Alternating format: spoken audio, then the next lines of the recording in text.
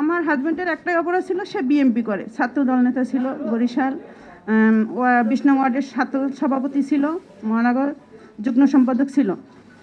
এই ২০০৯-এর হাসিনা যখন ক্ষমতা আসে, সামান্য সামান্য ধরেন এই বিরোধী দল ছিল বলে হরতাল করতো, এই যে কোনো মামলায় প্রথম আসামি তারে করা হইতো। এভাবে অনেক মানে বাসার থেকে মানে ঘুম অবস্থায় তাকে ধরে নিয়ে যাওয়া হইতো। আমিন আক্তার বৃষ্টি, ২০১২ সালে ২৪শে আগস্ট আমার হাজব্যান্ড মোহাম্মদ ফিরোজ খান চট্টগ্রাম থেকে গুম হয়। আর আমার দেবর মোহাম্মদ মিরাজ খান আমার মানে ছোট, হয়তো মানে ১৬-১৭ বছর স্টুডেন্ট ছিল, তাকে ওই একই বছরে ২০১২ সালে ৩রা এপ্রিল এই মিরপুর থেকে গুম করা হয়। তখন আমার মানে আমার ছোট ২ বছরের সন্তান ছিল, মানে ভয়ে থাকতাম যে আমার মাত্র তখন আমার বিয়ের বয়স ৪ বছর, মানে এগুলো কি রাজনীতি করে, রাজনীতি সবার অধিকার আছে রাজনীতি করার, তার ধরে নিয়ে যাইবে কোথায় গাড়ি ভাঙলো, কোথায় গাড়ি ফুরাইলো, এগুলো নিয়ে। তারপর আমার শাশুড়ি মানে ওকে বলল যে রাজনীতি করতে হবে না বাবা, তোর একটা সন্তান হয়েছে, তুই চাকরি কর, তোর রাজনীতি করতে হবে না। এভাবে মানে আমি রাজনীতি করব, আমি জন্ম থেকে আমি বুঝে দিস থেকে আমি জিয়াউর রহমানকে আমি পছন্দ করি, ম্যাডামকে খালেদা জিয়াকে পছন্দ করি, আমি রাজনীতি বন্ধ করতে পারবো না।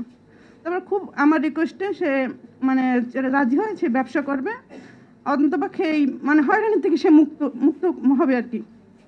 এর ভিতরে আমার হাজব্যান্ড চট্টগ্রামে একটা ব্যবসার কাছে মানে সিদ্ধান্ত নেয় ব্যবসা করবে।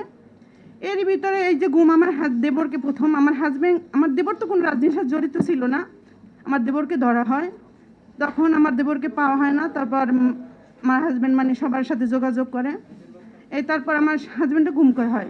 আমি চট্টগ্রামে ছিলাম, আমি যখন আমার হাজব্যান্ডকে চট্টগ্রাম ডবলমুড়ি থানায় অবদা কলির মসজিদ থেকে মানে নামাজ পড়ে মাগরিবের নামাজ পড়ে বের হয়, তখন ওরে ২ জন লোক এসে ওরে প্রথম হাত ধরার পরে ও মানে হঠাৎ করে যে একজন হাত ধরছে, মানে একটু ভয় পাইছে যে কে কারা আপনারা, বলে আমরা প্রশাসনের লোক, এই চলো আমার সাথে। তখন ও মানে একটু জোরাজুরি করে, পরে আরও ৩ জন আইসে ওরে মানে পিস্তল ধরে যে চল আমাদের সাথে। তো ওখানে ঈদের ৪ দিন পর ছিল ঘটনা, ২০ তারিখে রমজানের ঈদ যায়, লোকজন খুব কম ছিল। তখন একটা বোবা লোক আসে, আইসা ওরে মানে তাদের পা ধরে, যে মানে যেমন টানা হেঁচড়া করে যেমন নাম দেওয়ার জন্য ইশারায় বলে, ওনাকে ওই বোবা লোকটা লাথি মারে। তারপর ওরে টানা হেঁচড়ে করে, মানে আমি তো ছিলাম না, আমি যাওয়ার পরে আমি পরের দিন জানি যে এই ঘটনা হয় তার সাথে। তারপর ও শুধু এইটুকুই বলছে যে আমার ওখানে আমার আত্মীয় ছিল, যে ও আমার ভাই, একটু জানাইয়েন। তারপর ওকে নিয়ে একটা গাড়িতে তুলে, গাড়িতে ডিবি লেখা ছিল, মানে গাড়িটা রাস্তার অপর প্রান্ত দিকে অনেক একটু দূরে। তারপর ওইখানে হালিশহর থানা এছাই তখন ডিউটি করে, মানে বাসার থেকে যায়, মানে বাসায় যাইতেছে, তখন ওই দাঁড়ায় ঘটনাটা দেখছে। দেখার পর আমরা যখন ওইখানে, আমরা তো জানি না আসলে কোন থানার এরিয়ায়, আমরা প্রথমে হালিশহর যাই।